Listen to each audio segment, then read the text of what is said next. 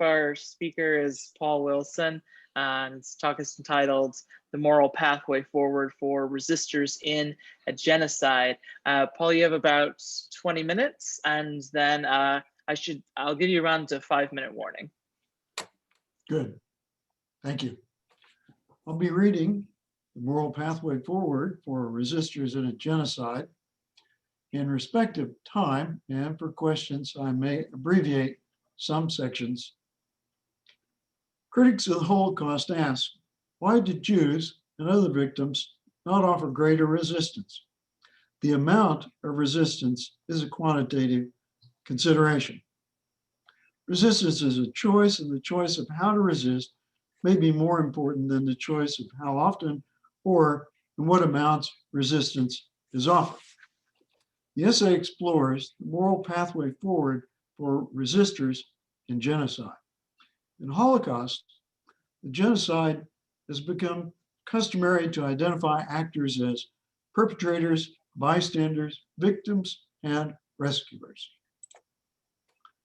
We'll be looking at those who are identified as victims, but rescuers and resistors.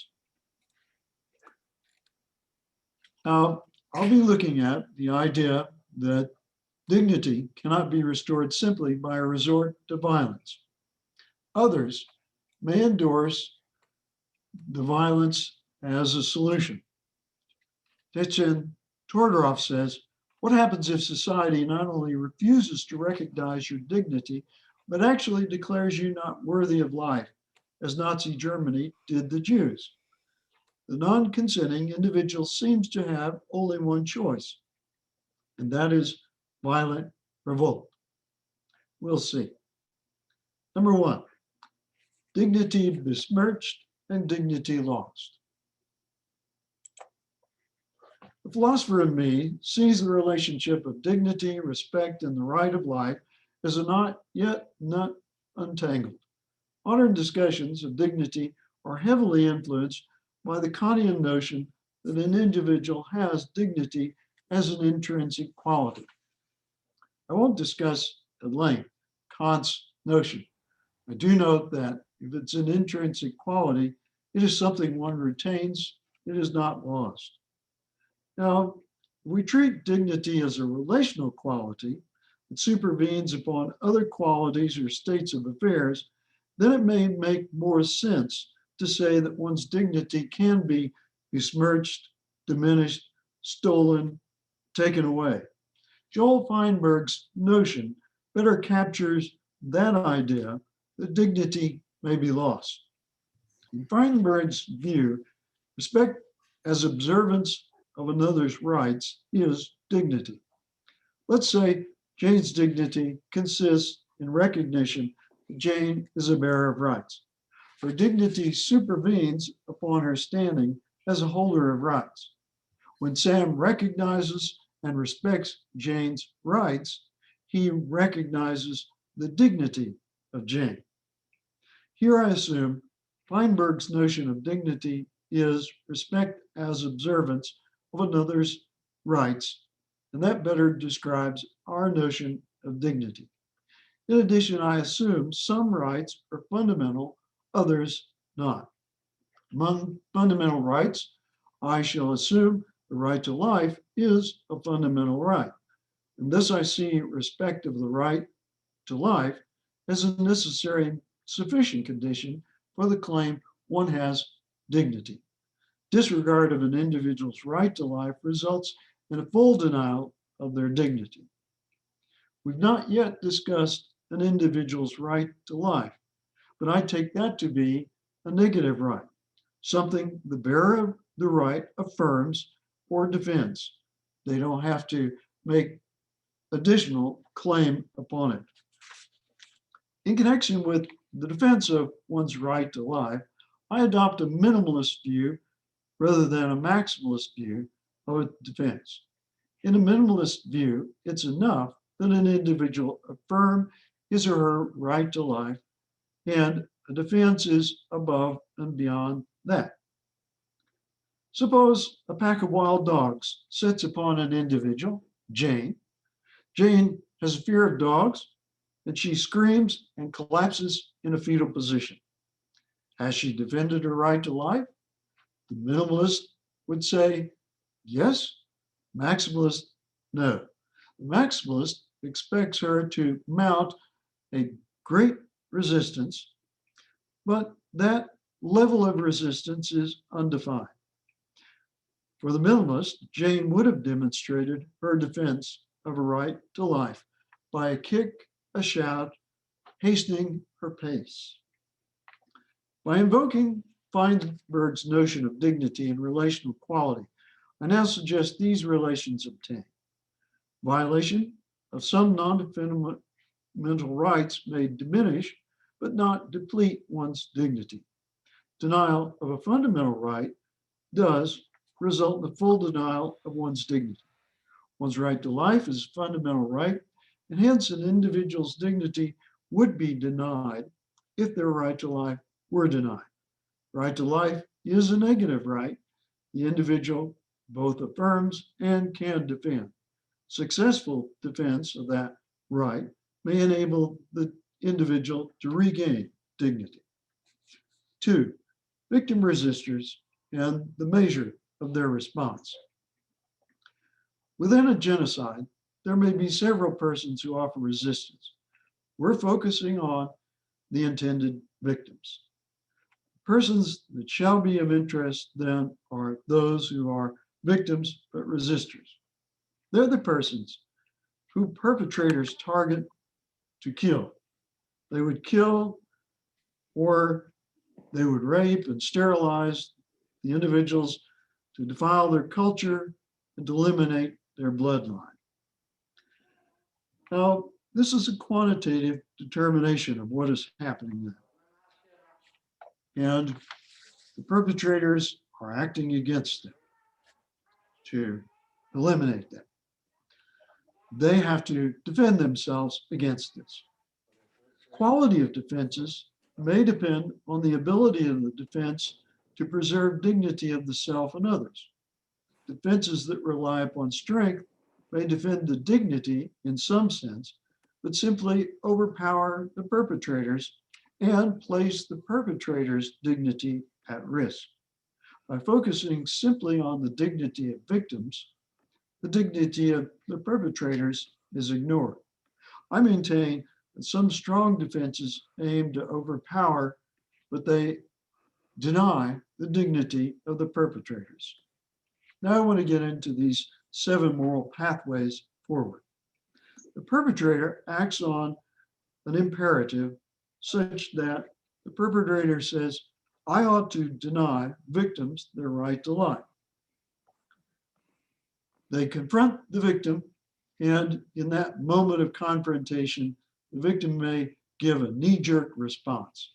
Once they have extricated themselves from that emergency situation, they then can step back and have a reflective response.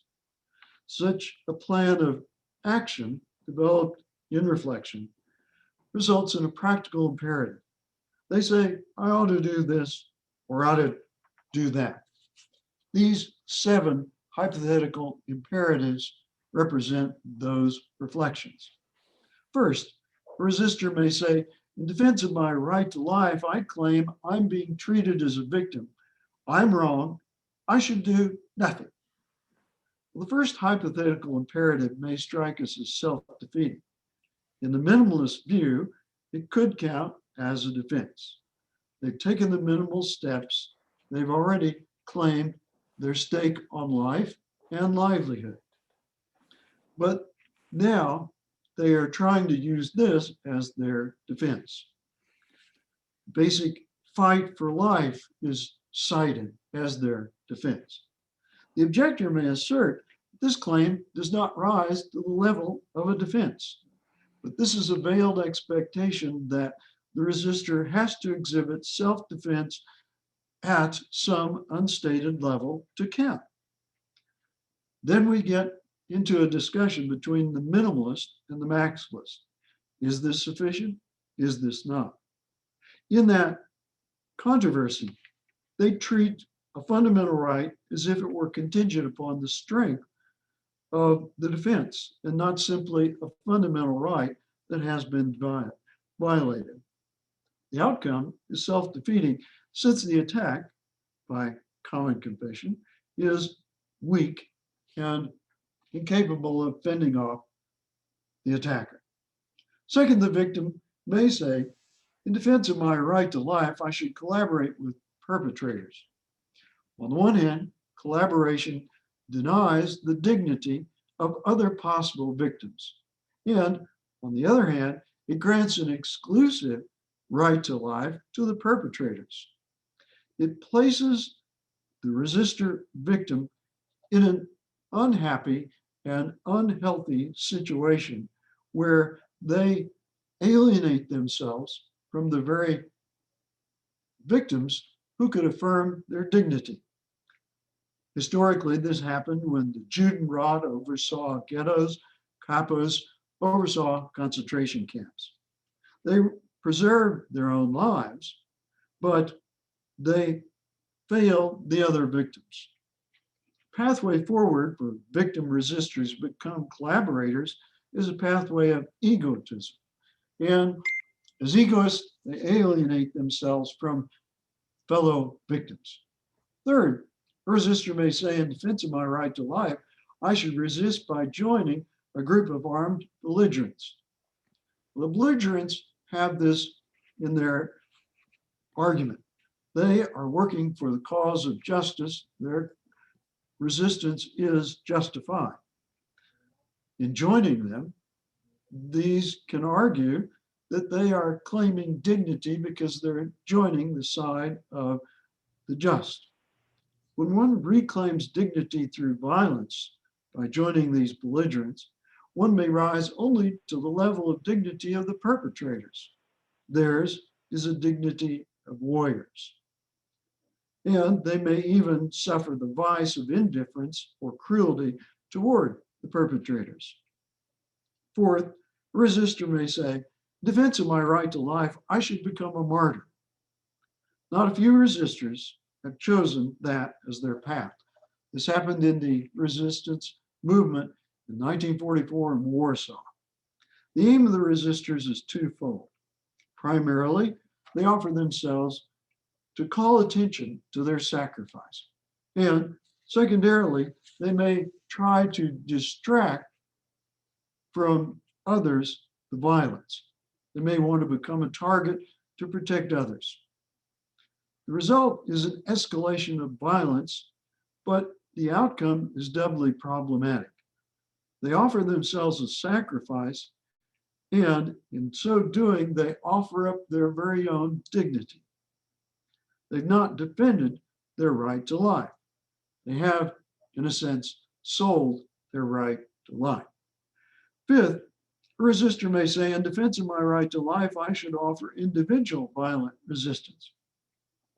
Once again, they're choosing the path of violence to combat and to overcome violence. Critics argue this is a show of force, and this is what's been lacking in the victims. But this is a failure to rise up against oppression, and by doing so, they affirm the oppressors.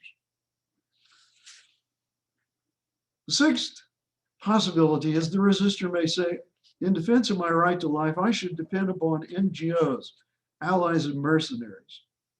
Now, this allows the resistor to draw back and say, I'm not going to participate in my defense. I'm going to allow someone else. But in allowing these others to defend them, they are still pitting violence against violence, and the outcome is in the balance.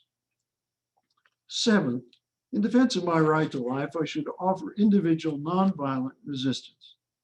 Now, at first, this hypothetical imperative seems to be impractical and undignified. When considering pacifism, one of the strong objections against pacifism is the freeloader objection. The objector argues that if it were not for the violence of others, the conscientious objector or pacifist would be exposing themselves to certain death. So they can be a pacifist, but they're going to rely on somebody else's violence. Well, the person choosing nonviolent resistance does not rely upon that. Rather, they do rely upon an activism, and that activism is deliberately nonviolent. So it affirms the resistor has intentionally chosen a nonviolent activism to resist violence. It affirms that the resistor is not helpless as a victim. 4, quantitative and qualitative determinations in resistor responses revisited. Earlier, there was a distinction drawn between minimalist and maximalist accounts of a defense of a right to life. That emphasized the ability to ward off attacks, and it was contingent upon violence or strength of force. The defense of one is stronger or not, but that doesn't mean it's a better defense. What constitutes a better defense? Well, there should be a qualitative dimension. I'm suggesting the defense would dignify not only the self, but the other. That would be better defense. Among defenses reviewed, 2, 3, 5, 6 may be stronger. They assert a certain violence. Among the defenses reviewed, 1 and 4 are weak or insufficiently strong. The quality and strength of number 7, I choose to be a nonviolent resistor, recommends itself as the best defense. It's not a retaliatory violence, but it is an attempt to affirm in oneself and the other a dignity. The person that faced in his own person and in theory violence was Dr. Martin Luther King. King adopted a personalist approach toward violence and hatred. He believed violence and hatred were dehumanizing and undignified. King said, hate is just as injurious to the hater as it is to the hated. King believed only if one was able to rise above violence and hatred could one affirm one's dignity. I argue that by recognizing humanity and dignity in the other, the nonviolent resistor is better positioned to recognize his own dignity. Rather than seeing nonviolent resistance as a wrong-headed notion, the option may be the single way forward to affirm the value of the self and the oppressor. Several options have been considered. Not all these pathways promise success or a restoration of dignity. If one believes dignity cannot be fully restored when dignity of another is sacrificed, then the best pathway may be that of the nonviolent resistor.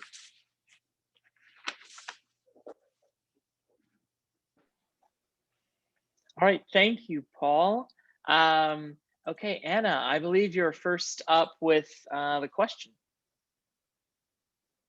Thank you. Thanks very much for sharing that. I was just wondering, you mentioned Todorov, and I was thinking about his work on moral life in the concentration camps, and would you consider that to be another form of resistance, even if it's not actually directly resisting the violence, but is that another way of affirming your own dignity by choosing to still be free and to make moral choices despite all of these extreme pressures? Well, okay, thank you for that question. I'm drawing on Facing the Extreme from Todorov. And in that work, yes, he's considering these options. Now, your question is, in that situation in the concentration camp, as one acts freely, does that dignify, does it help? If I'm understanding your question. And my answer would be yes, depending on how one manages that freedom. Reclaiming and acting in freedom, yes. Using nonviolent resistance in that situation, yes. But in that context, one of the persons in the expanded manuscript, I site are the capos, those who are the managers in the camps, and they may be using a violence against their own people. No, so no, that's not dignifying. But if you're exerting your freedom, if you are a worker, maybe in Schindler's factory, who is manufacturing bombs that fail or something like that, yeah. Mhm.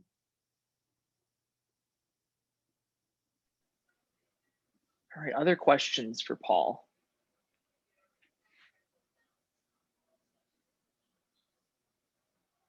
Remember to type it in the chat, just indicating that you have a question so I can call on you there. Yeah, Yes. Jen, go ahead. Hey, Paul. Hi. Thank you so much for this. I really appreciate this. I worry about this kind of thing a lot. And so my question for you is, when we're thinking about nonviolent versus sort of violent resistance, where are you drawing the line between what constitutes like violence, so-called, right, and nonviolence?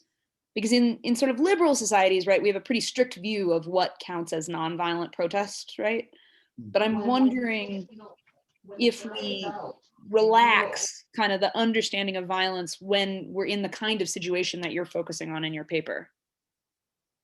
Well, I would be sympathetic to relaxing, what we're calling nonviolence or violence, depending, we might have to talk about the particulars of that, but I'm especially concerned about this right to life and what affirms or what denies that right to life. Now, if we get into these other rights, well, that's where some slip and slide I'm going to allow. But the kind of resistance that I'm talking about is not going to threaten the life of another, take it away, or so diminish that life that the person is fundamentally denied their freedoms.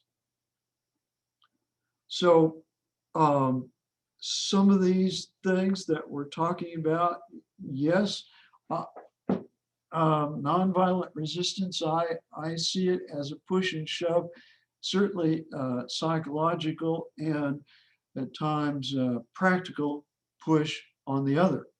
So sure, there is a violence in nonviolent resistance, but not life-threatening.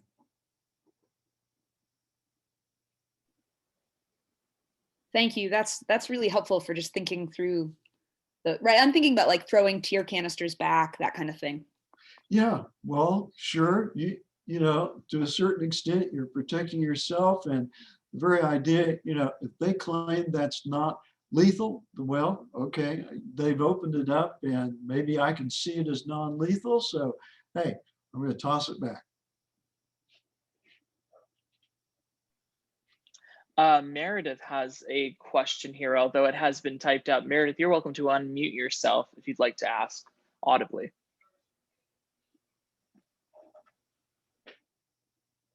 Oh, do I need to ask it audibly? You're welcome to, you don't have to. I'm happy to read it for you if you prefer. Well, okay, so you were just talking about the difference between violent and nonviolent action. Yeah. So does your argument need a distinction between violently destroying another person's life or diminishing that person's life by nonviolent means? And I suppose that would even include causing the other person's death by nonviolent means. Well, yes, yeah, okay. Causing the other person's death by nonviolent means. I would ask us to think through what we've just said, because you're a causal element. You're responsible for causing death. So to me, that would count, as being responsible for causing death or being responsible for killing. You say, well, nonviolent means. Okay, well, what are we counting then as nonviolent means at that point? So I guess we'd have to cash out the particulars in answer to that question. But again, I'm going back to, has the right to life been respected in this? And, dignity is going to supervene on that in this account. Have I answered your question? Well, no, the answer I heard you give was that it makes no difference whatsoever as to whether another person's right to life is violated violently or non-violently. It's still a violation of the other person's right to life and dignity either way. Yes, in the way that you're posing. Yeah. And I'm just listening to you for what I heard you say. Mm-hmm. Yeah. Well, see, when you pose it that way, you're making a distinction between nonviolent and violent that I think at that point I would question, because if it precipitates someone's death, I have to say, okay, who's responsible for this death? And when I begin to ask that question, then I say, well, then did you kill this person? All right, so for the sake of time, it is time to move on to the next speaker, but thank you so much, Paul. This was a great presentation. Thank you again. This is wonderful. All right. Okay, I see Steven's getting set up here. All right, do we see slides and can we hear me? Yes, I think you're good to go. So Steven DiLorenzo's up next, and his title of his talk is Does Civil Resistance Rely on the Justice of the Opposing Regime? Go ahead and take it away, Steven. Tom and Paul, I think I'm going to continue that conversation you were just having, my paper. So good afternoon, everybody. I'm very honored to be able to present to you. And I'd like to formally thank CPP for welcoming me here. As a practitioner of war, I'm sadly new to directly studying peace. And so I thank you all for welcoming me to this forum. So today I'll be interacting with a common objection to civil resistance movements. I've seen it in interviews with proponents of civil resistance. I've received it from my students when I was discussing the topic, and most prominently in the after forward of his similar work, Just and Unjust Wars, Michael Walzer makes this claim. A colloquial version of this objection goes something like this. Civil resistance only works if the reigning regime cares about human rights, but if the regime is truly evil and brutal, civil resistance will not work. And this is usually offered in conjunction with something like Hitler's solution to civil resistance, who offered that the British should simply shoot Gandhi. So for order's sake, I'll refine this sentiment in the following objection. The success of civil resistance movements relies on a reigning regime's fragile willingness to adhere to the moral constraints against harming civilians. Now, you'll likely recognize that this is a descriptive claim about the way the world is, and it can be engaged at the descriptive level. Civil resistance advocates Eric Chenoweth and Maria Stephan successfully show that this descriptive claim is not clearly true. Civil resistance movements can and do succeed despite regimes being willing to respond with repressive violence. But the skeptic's claim, besides the skeptic's claim be descriptively problematic, the skeptic has also made some faulty normative assumptions that I'll be focusing on. This skeptic has made an assumption about the permissibility of regime's tactics without considering the justice of the civil resistance movement's cause.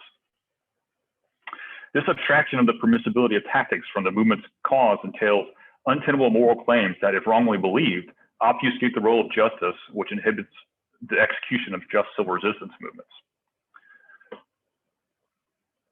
So as a background of my claim, I'll be continually recounting parallel claims that occur in just warfare theory.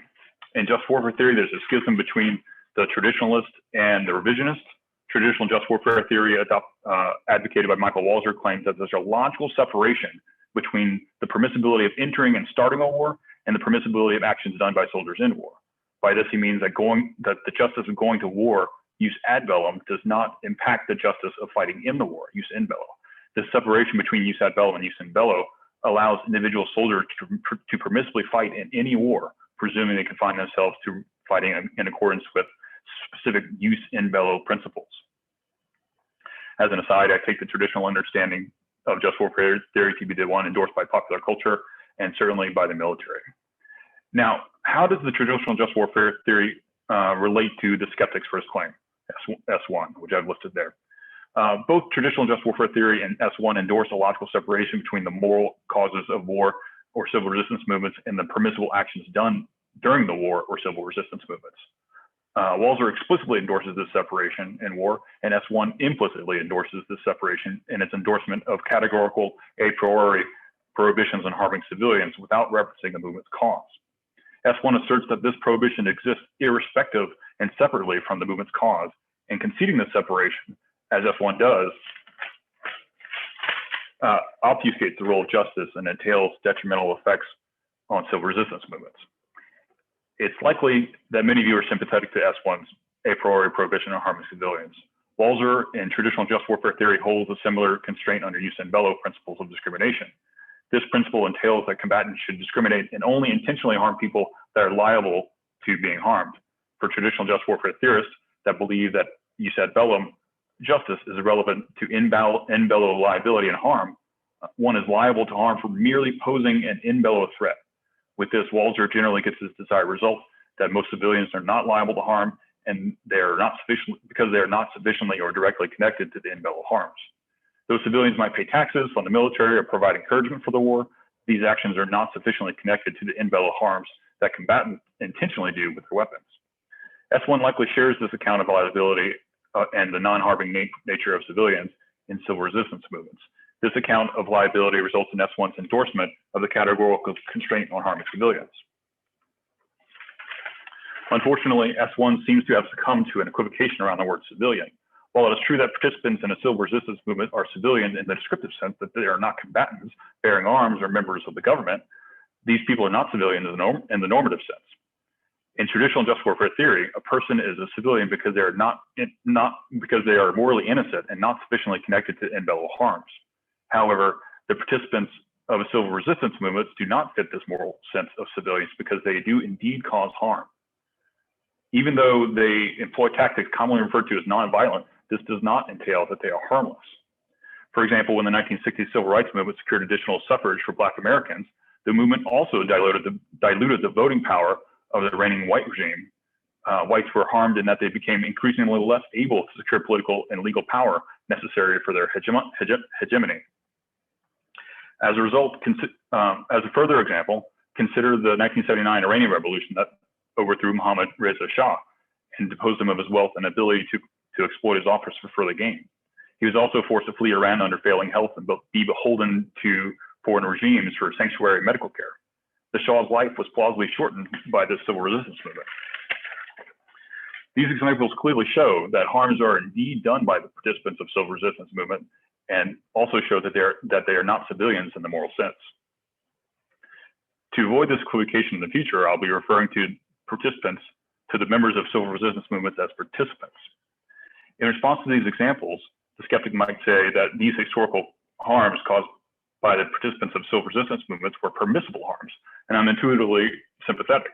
The traditional account of discrimination and liability would indeed permit these harms.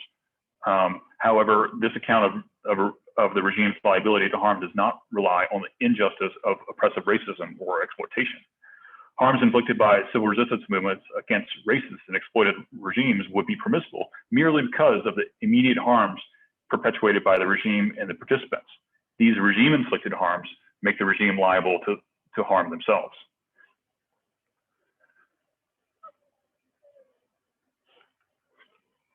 All this might seem plausible so far if we are consistent, but if we are consistent with the traditional account of discrimination and liability, the reigning regime's immediate harm done on the participants of the civil resistance movement would also be permissible. The regime's harms are permissible because the participants were also causing immediate harm to the reigning regime, and these harms made the participants liable to harm. Therefore, each side is liable and may be permissibly harmed. Gandhi and Martin Luther King could be permissibly harmed. I take this to be an absurd conclusion. The revisionist just warfare theory literature demonstrates the absurdity of this traditional account of liability with a thought experiment in which a bank robber permissibly shoots a security guard merely because the security guard's response to the robber's attack posed an immediate threat. In defense of traditional just warfare theory, Walzer responds by claiming that this absurd conclusion in the domestic bank robber case does not apply to warfare because warfare is uniquely coercive, collectivizing, and contains significant uncertainties. Walzer's claims, Walzer claims that these dissimilarities allow warfare to operate under different moral principles. Supposing this claim to be true, which I don't, this response could not be transposed to civil resistance without losing Michael Walzer's claim about the uniqueness of war. The absurdity of the traditional account of just war of liability could not be evaded by Walzer's defense. Besides this absurd conclusion, the previous explanation of S1 also and liability yields a paradox not found in traditional just warfare theory. S1 claims that there is a categorical constraint on harming participants. The categorical constraint entails that the movement's cause is irrelevant to the participants or the regime's liability to immediate harms. The irrelevance of the harm entails that only the immediate harms matter to the liability. If only immediate harms matter to liability, then there is no categorical constraint on harming the participants that cause the immediate harms. Therefore, constraints on harming participants are both true and false at the same time. That's a bad result. So to avoid both the absurd conclusion and the paradox, the only available way forward is for a skeptic to acknowledge the importance of considering the justice of the cause. This allows a revision to the previous account of discrimination and liability.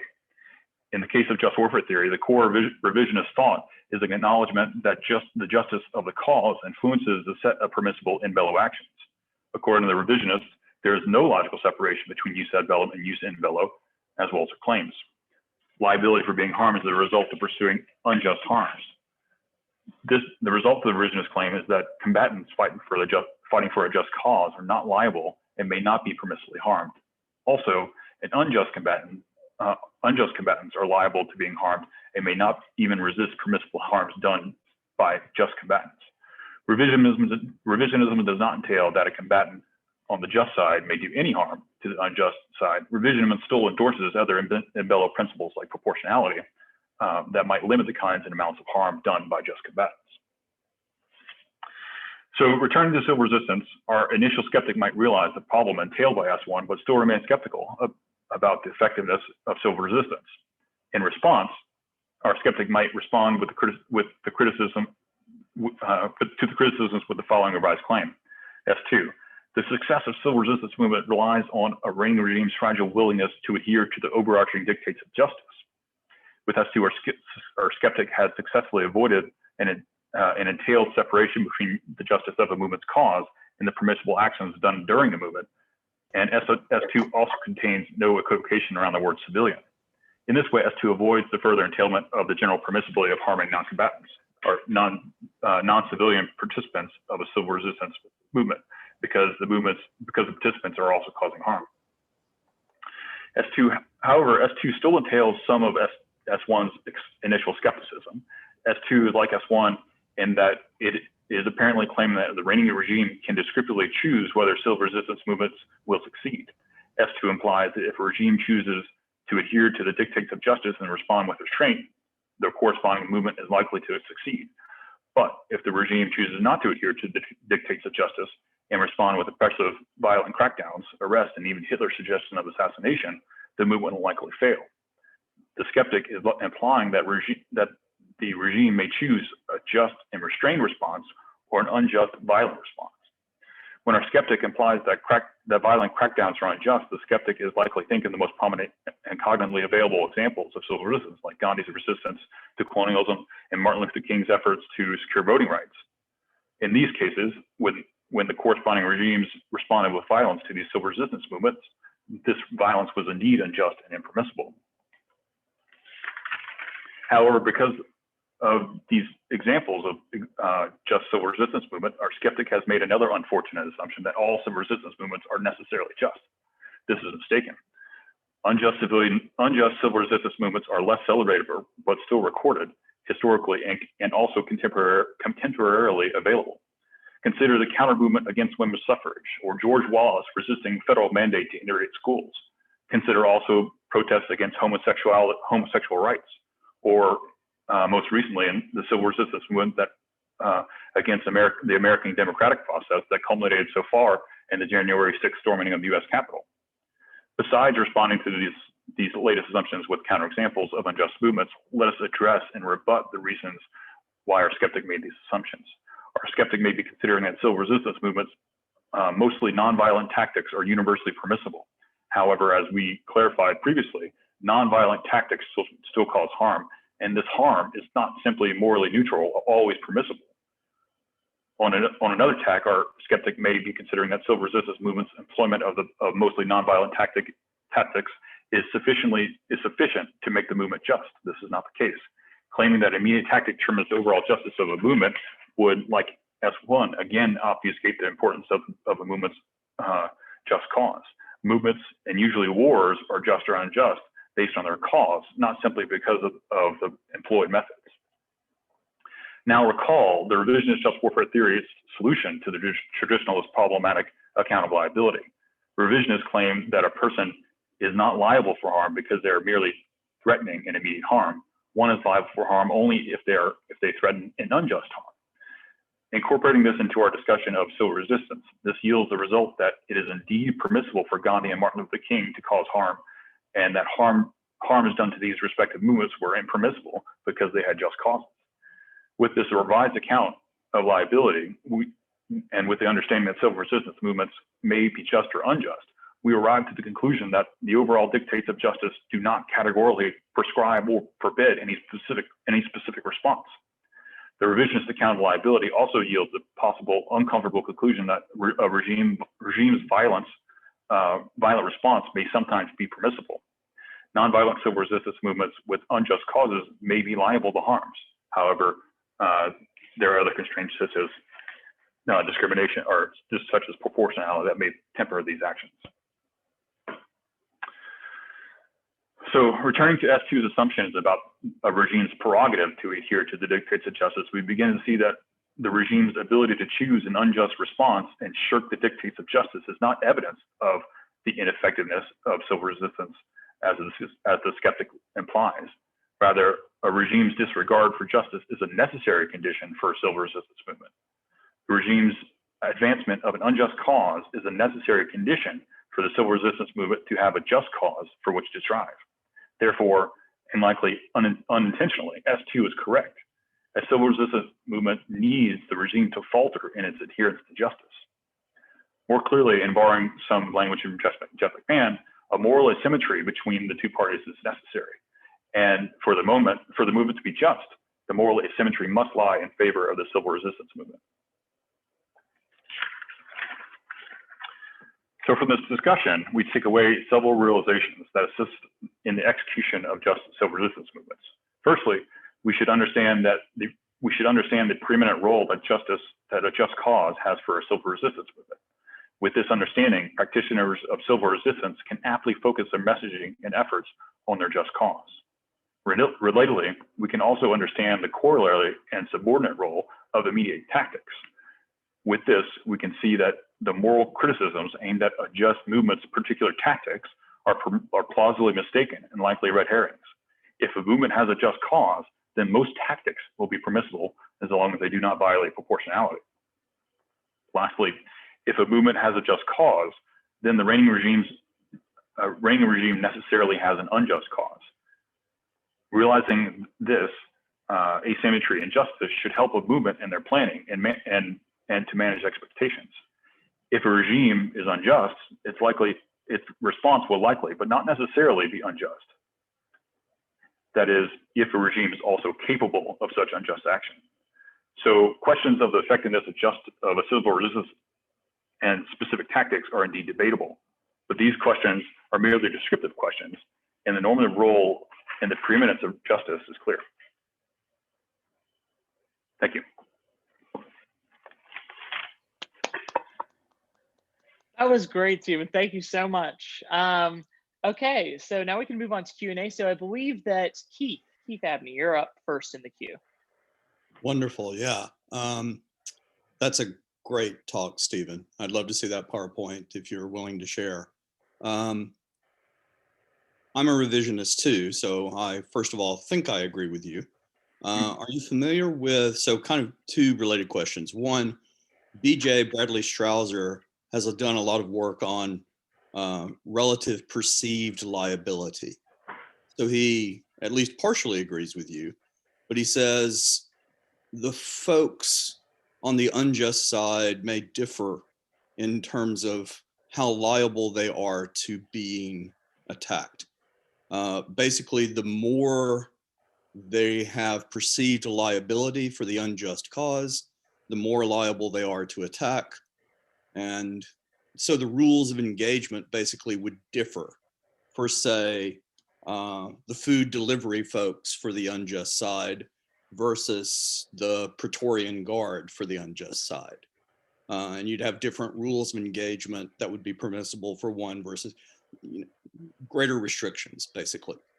The related question then is, if that's the way we think about it, I'm not trying to say that is, I'm asking do you agree with this? And then secondly, you said tactics don't much matter.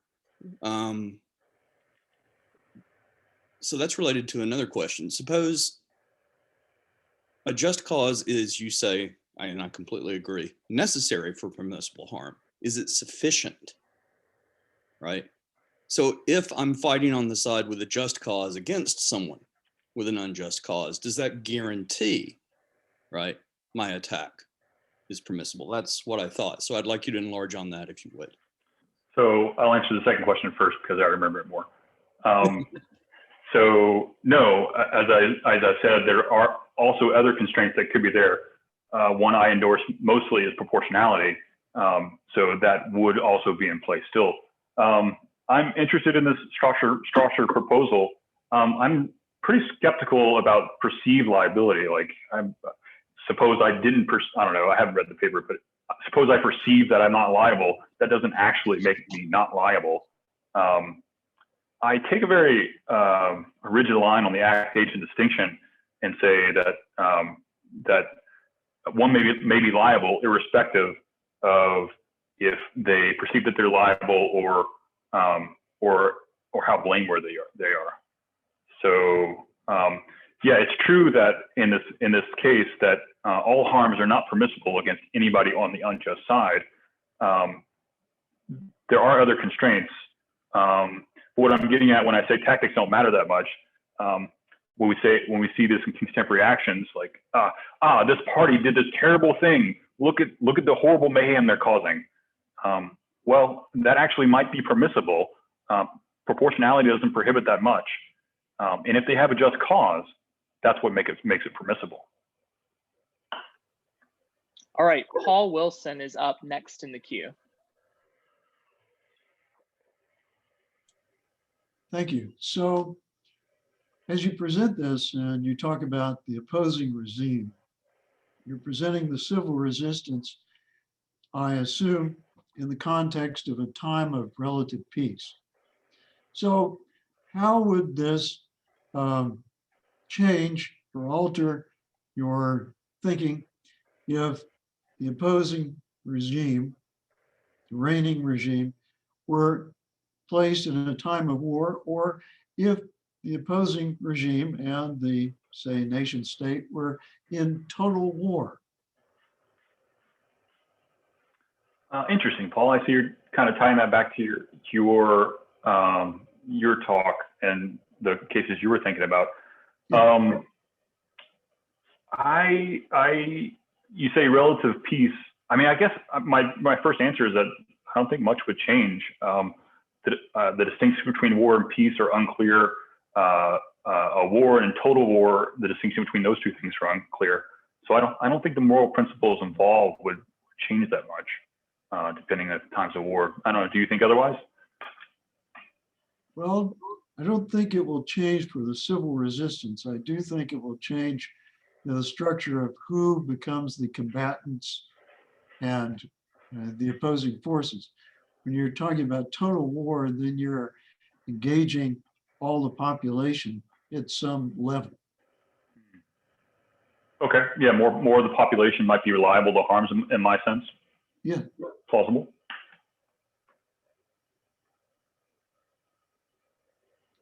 Okay, Jen, you get the final question, the final word here. Oh, well, that's exciting. Hi, Steve. Oh man, I really like your paper.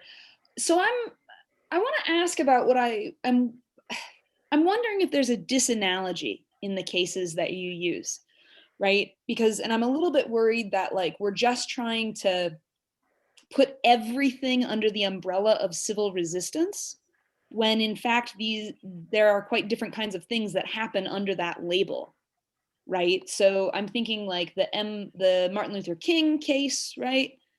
That's a case of what you might think like civil disobedience, right? Where it's a kind of protest, right? King wasn't calling, I mean, although he's calling for a moral revolution, right? He wasn't calling for what we would ordinarily understand to be like a political revolution or a political rebellion, right?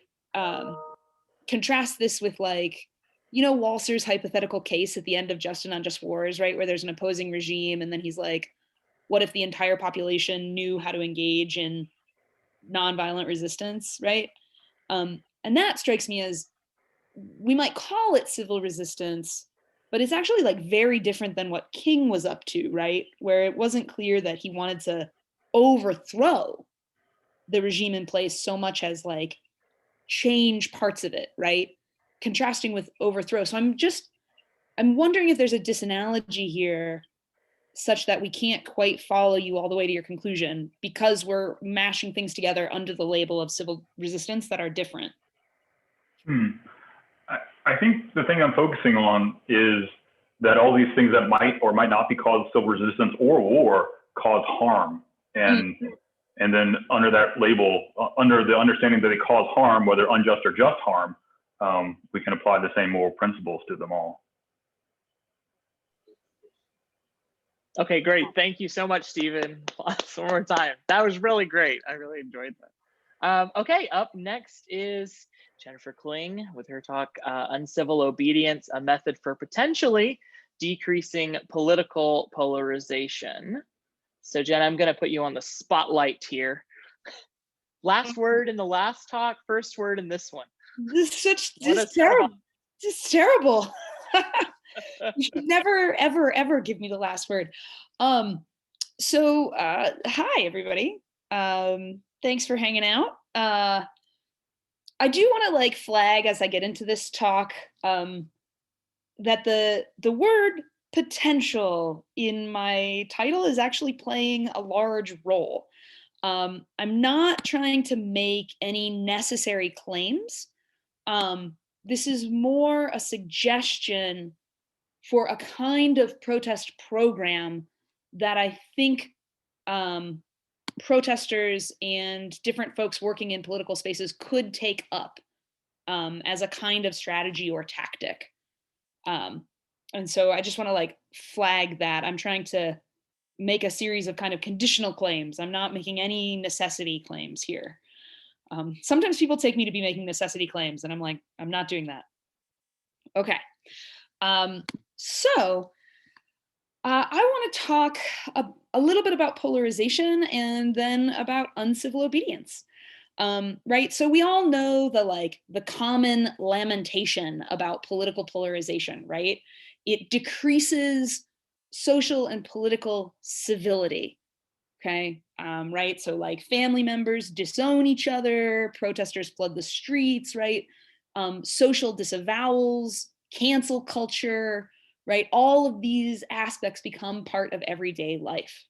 And the worry is that this kind of political polarization increases incivility, which then like increases the polarization, right? And you get this really vicious cycle between polarization and incivility, and it has sort of a bad end, right? I want to argue that we have a particular kind of operation in our arsenal, right? Or a particular tactic in our arsenal that we could use to decrease political polarization that I think isn't being paid attention to in the right kinds of ways. And I'm going to argue that that tactic or tool is uncivil obedience. And I want to say that it can decrease polarization because it draws attention to a particular kind of cognitive dissonance that exists within political sides or political sets of ideas. or political ways of life. And so I want to suggest that uncivil obedience has this interesting characteristic. It can operate to draw people away from polarization as a social and political practice. Okay, so that's the big claim of the paper. That's what I'm trying to aim at. Again, not saying uncivil obedience necessarily does this, just saying that it has this potential. It sometimes operates in this way, and so it could be a really useful tool. Okay, so that's the big claim. Now I'm going to talk a little bit about what uncivil obedience is and how it can fulfill this function that I'm claiming for it. Okay, so let's talk a little bit about uncivil obedience, which is one of my new favorite things. Uncivil obedience is also sometimes called malicious compliance. Okay, and what this is when a person or an organization undermines or protests the law by obeying the law precisely. Okay, so it is a form of protest where by conspicuously following the law, you register your disagreement with and protest of a particular law or proposed policy. Okay, so one of the most famous cases of uncivil obedience is in California a couple of years ago. They lowered the speed for all the freeways, like the traffic speed, right? They lowered everything to 65. And a bunch of folks wanted to protest the lowering of the traffic speed laws. And so what they did is they all got in their cars and got on the Los Angeles highways and drove exactly 65 miles per hour and caused an 8-hour traffic jam, which is amazing, right? Like, that's so good. And of course, people were furious, and they called on the police to arrest these protesters, right? They said, look, this is just, they've brought the city to a standstill, literally. And the police said, we cannot arrest them. They're following the law. In fact, they're following the law better than people normally follow the law. They're going the exact speed limit, right? So there is nothing we can do. And so, but notice what they're doing, right? It is by a conspicuous use of the law, right? To undermine the law or protest the law or register your disagreement with the law. Okay. And so what I think uncivil obedience can do, right, is it can draw attention to a kind of socio-political dissonance, okay, like its close cousin civil disobedience, which we're potentially much more familiar with, right? We all talk a lot about civil disobedience.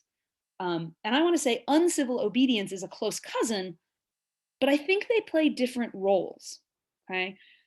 So civil disobedience often operates to accentuate the discrepancies between a whole society's like ostensible socio-political ideals and then its actual practices, right? So often, like, this is what civil disobedience is trying to draw attention to, right? Say you say you're for equality for all, but then look at all these unequal practices, right? That's what civil disobedience is meant to draw out, that kind of dissonance.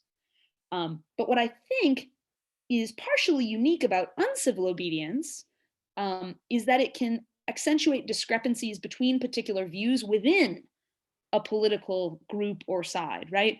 So take the traffic case I just gave, right? You might think that this partially draws out a dissonance between sort of two common views within the political right, okay? So one common view is like, just follow the law. Why? Because it's the law, right? But a second common view within the political right is like, just use common sense, right? And what the traffic case does, right? Part of the communicative aspect of that case is that it underscores that following the law and obeying common sense don't always go together. You cannot always do both, right? And so my suggestion is that by underscoring these consistencies within political views or political sides, and usually in a kind of clever or ironic way, uncivil obedience can perhaps help people to see that they ought not be so wedded to any particular political group or side. And so the ultimate hope is that it could operate to help decrease political polarization. Now, psychologically, I'm not saying that this will always occur, right? I'm just claiming that it's a possibility, and I think it's one that deserves to be explored, right? Okay, and so, right, and the idea, right, to just go back to the Los Angeles highway case, right? You might think like, look, once we understand that sometimes it's more commonsensical to break the law, right?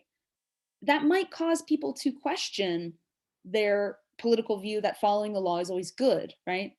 This in turn may help them to see that perhaps the political left has a point when they argue that sometimes justice requires breaking the law. Okay, now notice this doesn't only operate for the so-called political left or so-called progressive side or cause or however you want to say that. What's interesting about uncivil obedience is that just like its close cousin civil disobedience, it can actually operate in multiple directions. So take another case of uncivil obedience. Last year, in response to widespread protests against police brutality, NYPD Police Union Chief Patrick Lynch called for police officers to respond to liberal protesters by following every single regulation that guides police officers' behavior to the letter. Okay, so he told police officers, like, follow the regulations to the letter. What this did was make policing almost impossible, right? If police officers are following every regulation to the letter, you can't police effectively, right? And one of the things that this kind of uncivil obedience does is draw out the dissonance between two common views here now, I think, within the political left, right? One common view is like, police would do better if they followed more regulations, right? One of the problems with police is that they have too much discretion. We need more regulation, right?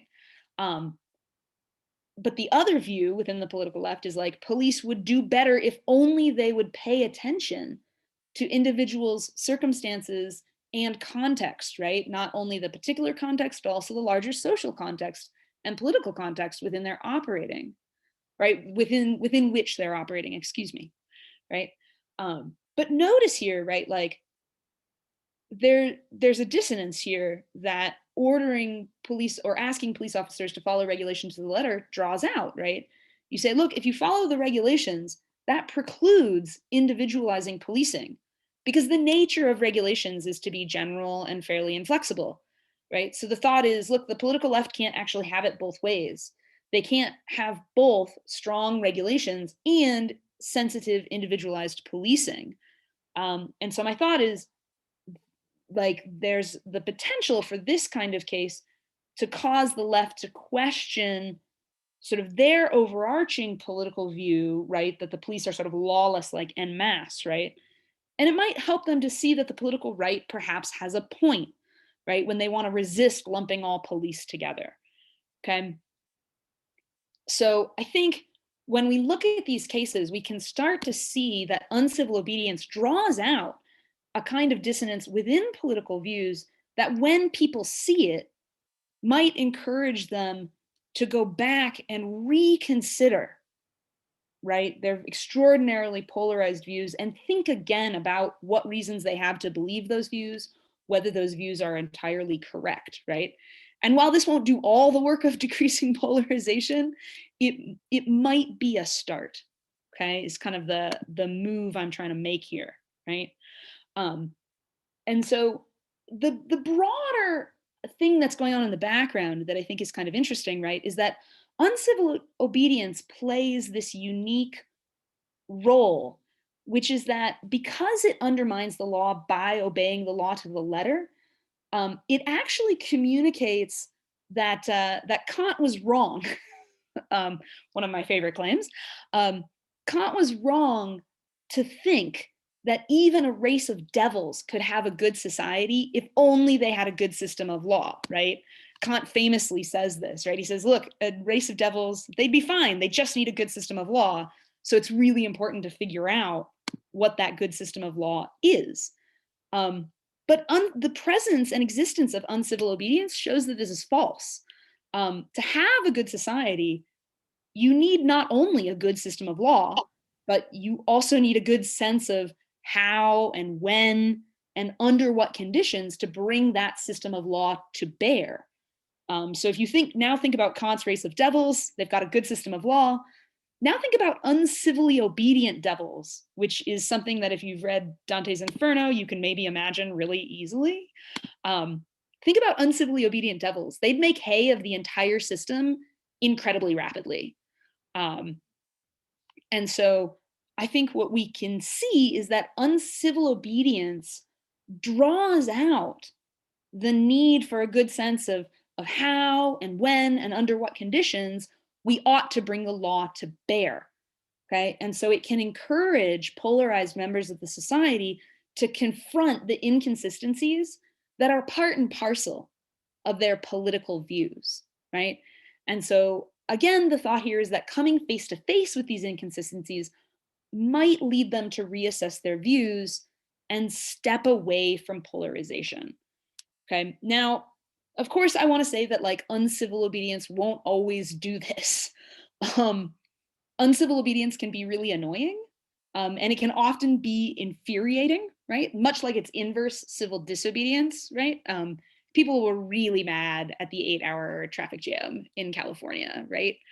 But what I want to say, like part of what I want to point out here, though, is that if civil disobedience has the communicative power that we often attribute to it, then I think we need to say that uncivil obedience has communicative power as well, right? And I think precisely what it communicates is that law and the political views that surround law are complicated and often very inconsistent, right? And so this realization should hopefully, or at least could, give rise to the recognition that the law can't solve all of our problems, right?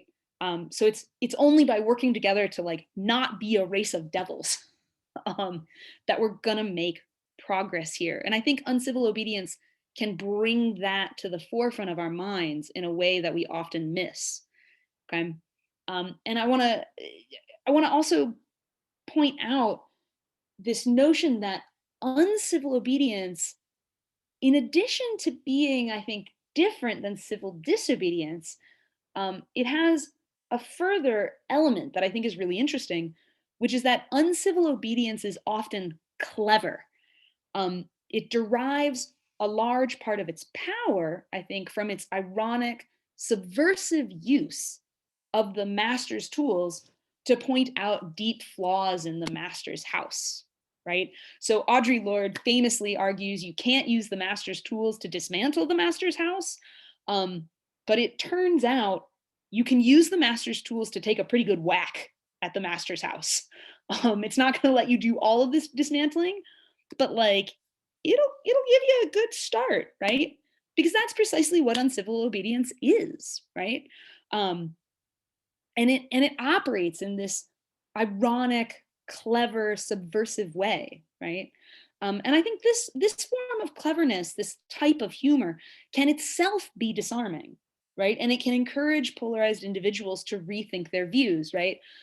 So as Bob Talisi says, right, he's the writer of Overdoing Democracy, he points out that it's hard to see somebody merely as an enemy once you also view them as an individual person. And to see someone as cleverly humorous, right, is to see them as a person, right? So I think even in instances of uncivil obedience that don't involve specifically drawing out dissonance within a political position, right?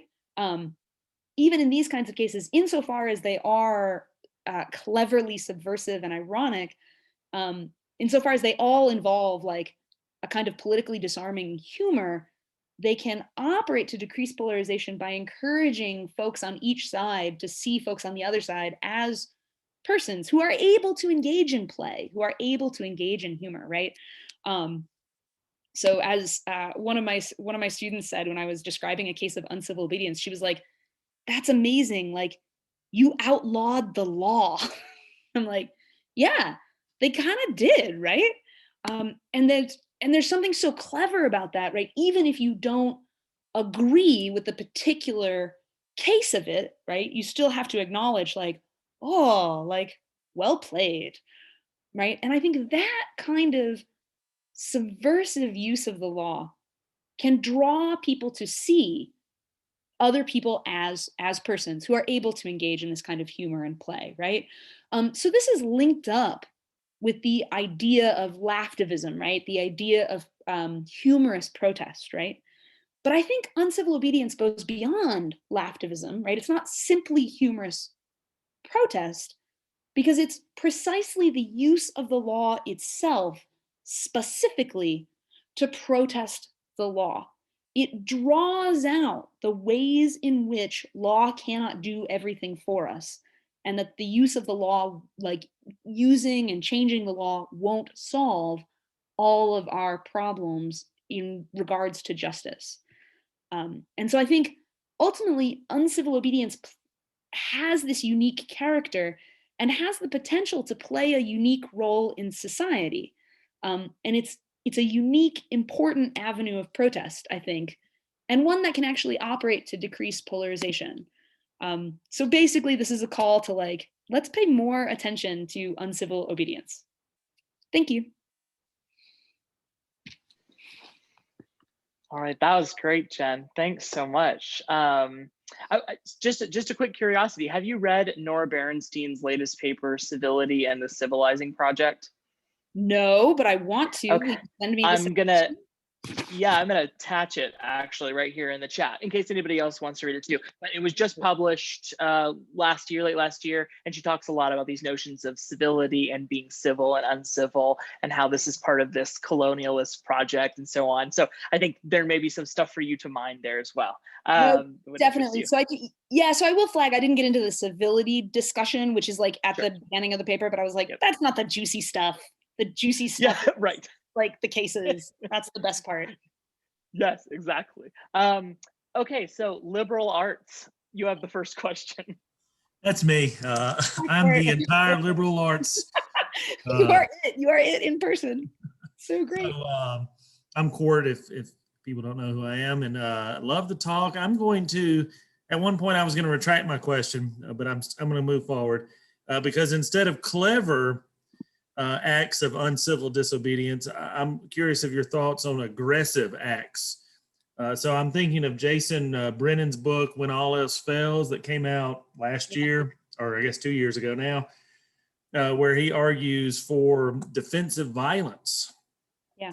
So I'm just imagining a case in states where stand your ground laws are legal, and you see a police officer approaching you, or maybe somebody else who's got a gun who's protesting, and now you are fearful of your life, so you shoot them first. So I was wondering, that's not clever. Some might say it's clever, but it's aggressive, right? It's a sort of aggressive way to undermine that. So thoughts? Oh yeah, good. Stand your ground laws shouldn't be laws. I think that's part of the implication, right? Right. Yeah, no. This is a great case, right? Because so interestingly, uncivil obedience as a particular kind of protest actually doesn't get talked that much about in the philosophical literature. I could only find one law review journal article about this, which is what made me think I had to start working on it. But most cases of uncivil obedience where people are talking about it as a category of thing have to do with the use of administrative law, right? They don't have to do with the use of what we might call criminal law, or we might call like laws that regulate whether or not certain acts of lethal violence are like felonious, right, or defensive. So I mean, I might be able to make a distinction there, right, and say just like civil disobedience, we might think civil disobedience allows non-lethal violence, but we might say once you're engaged in lethal violence, you're doing something else. I might want to make that kind of distinction, right? Although uncivil obedience can certainly be aggressive. There's a great case where two neighbors really hated each other. And so one guy wanted to build a fence in between, right? That would also, it just turned out that the fence would also block his neighbor's view of like the ocean. But your fence was only allowed to be 5 feet high, and that wouldn't have blocked his view. So what he did is he poured a concrete slab that was 7 feet high, and then built a 5 foot tall fence on top of it. The neighbor sued, saying he blocked my view of the ocean, and the lawyer was like, my fence is 5 feet tall. And the court sided with the lawyer. They were like, yep, like that's fair, right? I know, right? That's a ridiculous case of uncivil obedience. That's so, and it is aggressive, right? It's not violent, but it is. So I think maybe we can tease apart aggression and violence. That's a really long answer to your question, but maybe that's helpful. So I'll give Keith Abney the last question here and then a short response, because the keynote address, Barry's keynote address, is coming up at 4 Central. Did I talk Keith, too long? No, you were right on time. Okay. The Q&A has just been engaged. Yes. Never too long, Jen. You were great. Thank you. As usual. Thank you. Wow. So I have the privilege then. I better make it quick. I love your negative critique. People are idiots who think rules can be, somehow free from interpretation and done by unvirtuous people and easy to follow. I mean, I'm a virtue ethicist. I think that's crazy. Yeah. So now let me get to the possible difficulty, right? It looks like your proposal is ripe for abuse. Yeah. Absolutely, it could be used for good, right? Mm-hmm. But the very reason for calling it malicious, right? Yeah. Is that people could be total assholes, right? Could use this to promote vice, like arguably your lawyer who wanted to block the view, right? And so how in endorsing this as an approach are you going to be able to demarcate the people who are using this for a just cause from the absolutely effing assholes who are going to use this to cause all sorts of terrible things? Right, to cause mayhem. Awesome, thank you, Keith. So I think exactly the same way we distinguish between things like justified civil disobedience, right, and unjustified civil disobedience. Part of what I'm calling for here is the notion that we need an ethics of uncivil obedience, right? So in much the same way you can abuse the notion of civil disobedience, like Ammon Bundy, cough, right? Ammon Bundy was the guy who took over the wildlife refuge, like right last year or 2 years ago, right? I mean, January 6th, right? I presume all I have to do is say the date. It's a date that'll hang around for a while, right? And you might just think like, look, those were cases of civil disobedience, but of course they're unjustified. Why? Because the causes that they were going after were unjust. And so I think then we can start to say, we need a similar program or approach to uncivil obedience. We can say, look, we've got to start investigating this, right? Figure out when you have good reason to engage in it. Figure out when it would just be petty and infuriating. He's not my lawyer, for the record. He's just a lawyer in Florida, of course. Right? But like, I'll give you one last case to take with you as you go to Barry's talk. But like, so we might think the lawyer case is like, oh, he shouldn't have done that. But then like, think about what the DOD did in response to Trump's call to ban transgender persons from serving in the military in 2016. Now that ban eventually went into effect, right? But Trump called for that ban on Twitter in 2016. And the DOD's response was a classic case of uncivil obedience, because the DOD said, great, we're going to need you to write that in triplicate, right? Every new military policy requires us to like do a bunch of studies and figure out how it would differentially impact all the different branches of the military. And in point of fact, like, we're going to have to go do some work here to implement this policy, right? And the DoD successfully delayed implementation of the ban for 2 years just by following every military law and procedure and policy that is in place before you implement a new military policy, right? And then we think, well, or at least I think, that was an amazing case of uncivil obedience. I'm like, go DoD, carry on. But this does suggest we need an ethics of uncivil obedience, the same way we have it for civil disobedience. So I think you're exactly right. That's the next project going forward. All right, thanks, Jen. Thanks everybody for the Q&A. Enjoy the keynote. Thanks for today's speakers. One last round of applause for Jen, for everybody. All right, bye, I'll see you in a bit.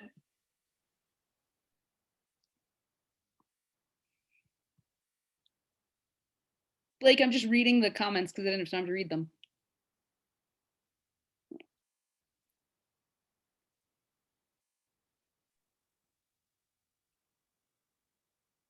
So Jen, if you're still online, you can tell me. I can't figure out how driving 65 created an 8-hour jam. Yeah, so yeah. So what they did is they all, like, all the protesters got onto the freeway, and then they got in all the lanes next to each other, and then they all slowed down to exactly 65. So functionally they created a moving barricade, right? And what happens when, like, nobody can dart in and around is that traffic really quickly gets backed up, and because people, like, go on and they slam on their brakes, right? And it just caused a massive backup because people had fender benders